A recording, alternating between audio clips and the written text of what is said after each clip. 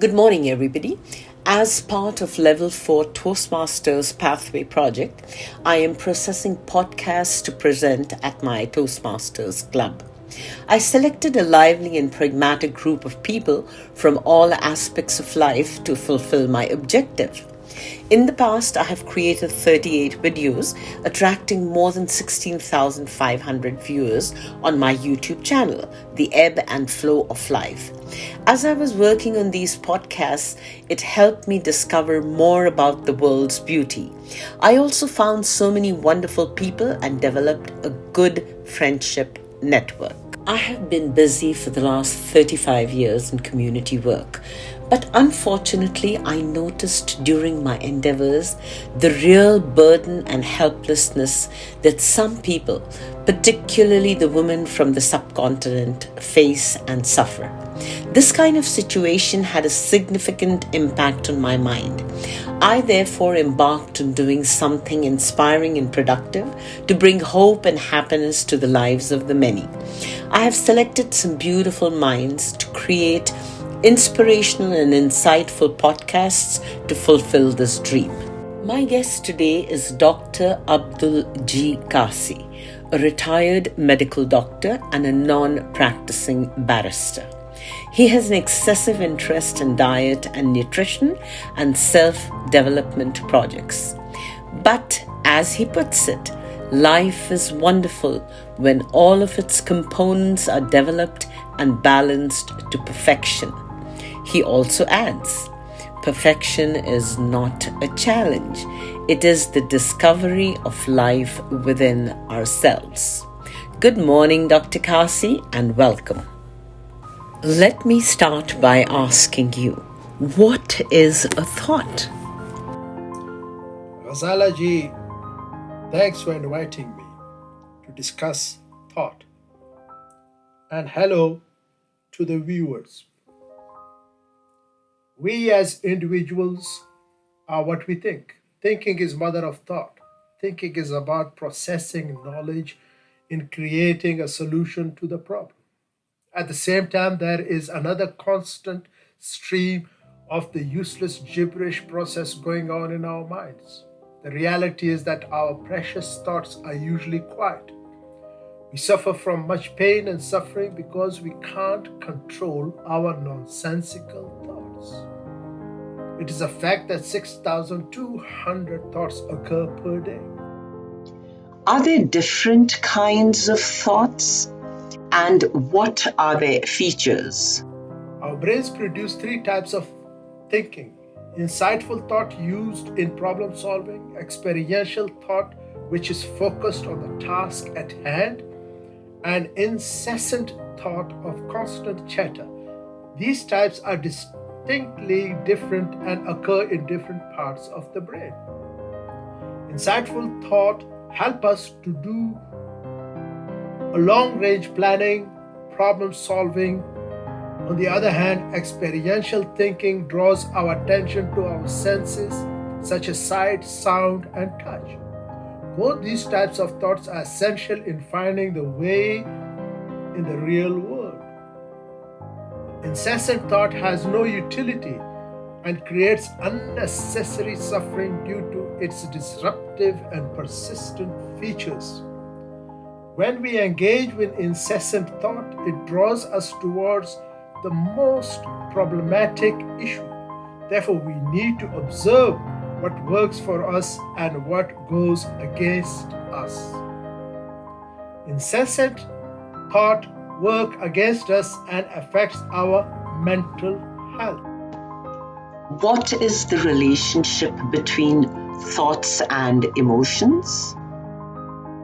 Feelings are subjective, conscious experience of emotion.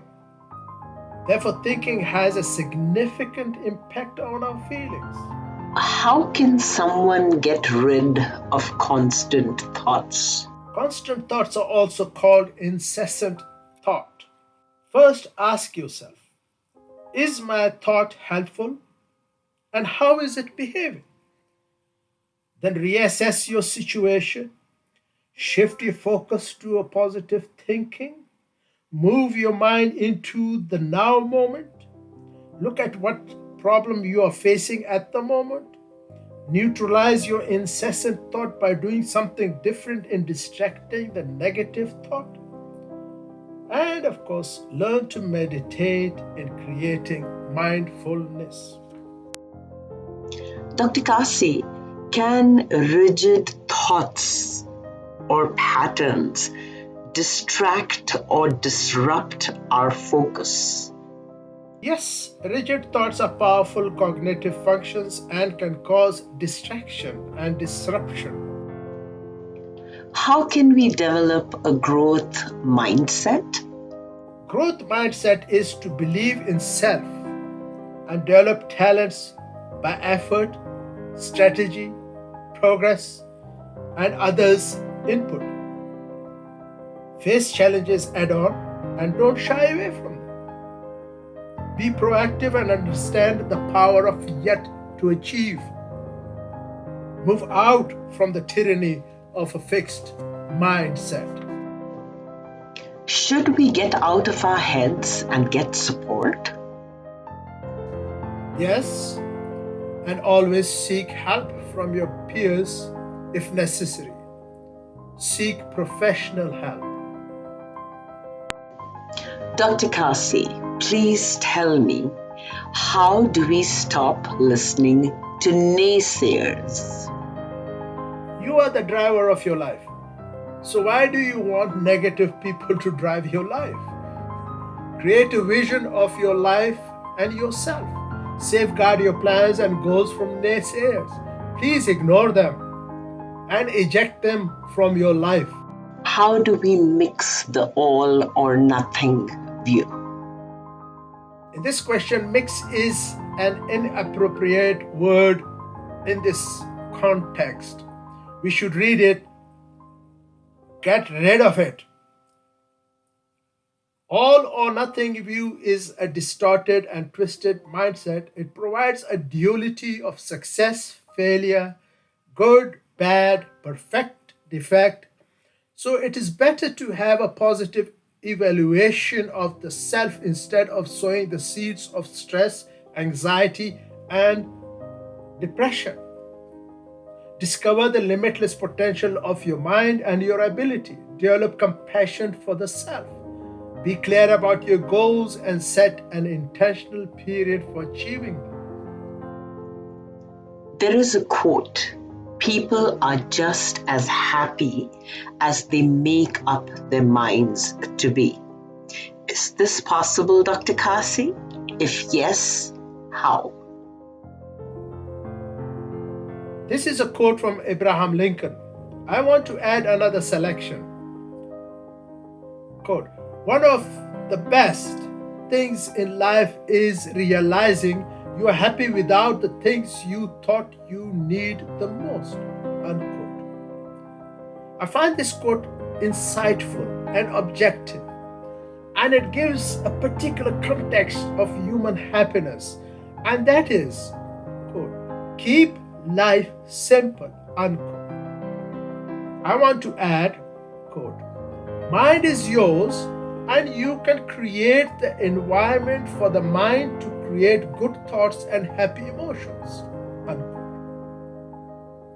Subjectively speaking, making our mind to be happy usually don't bring perpetual happiness. Happiness is a state of mind created by the activity of altruism, and that gives you a joyful sense because the mind is full of insightful and inspirational thinking. Practically, the philosophy of philanthropy provides happy thoughts and good feelings. The fact is that giving to others makes us happy. Being kind, helpful, and giving offer us mental state of joyfulness. So please become involved with other people, animals' well-being, and create a better world. Start small projects and let them grow. Involve your kids along with you. It will improve their emotional health through childhood. But let's not forget that our education has no psychological and emotional intelligence curriculum. Dr. Kassi, I would like to thank you for participating in this podcast. I have found this conversation thought provoking, and I'm sure your suggestions will help me and our viewers to find ways to cope with our thoughts. Thank you once again. Thank you and take care.